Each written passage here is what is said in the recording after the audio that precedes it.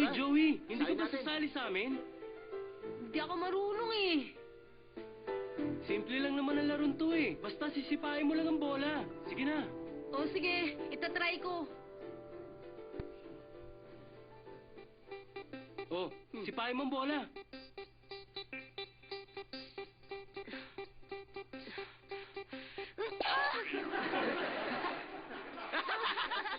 Aray ko.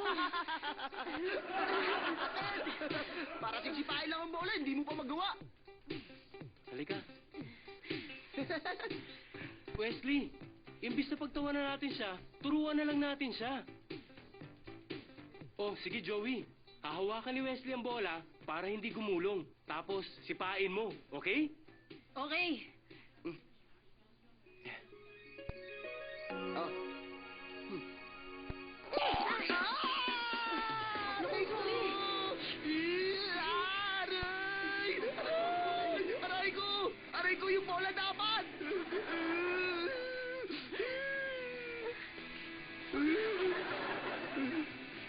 Ay, naku, sorry. Huwag ka na umiyak. Sorry na. Para hindi ka na magalit, kikis kita. Ano bang ginagawa mo? Bakit mo ako inaligan? Ha? Ganun kasi talagang tunay na lalaki. Naghahalikan. Parang mga gangster. Parang mafia. Oh, ganun ba?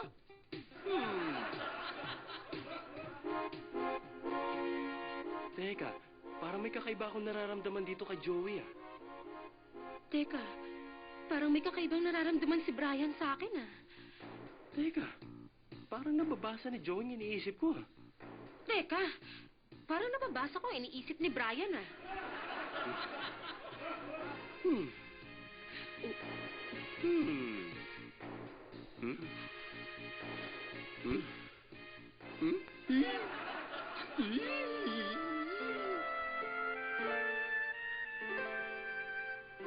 General, natutuwa ako na dito mo pag-aaralin ang unay ko iho mo.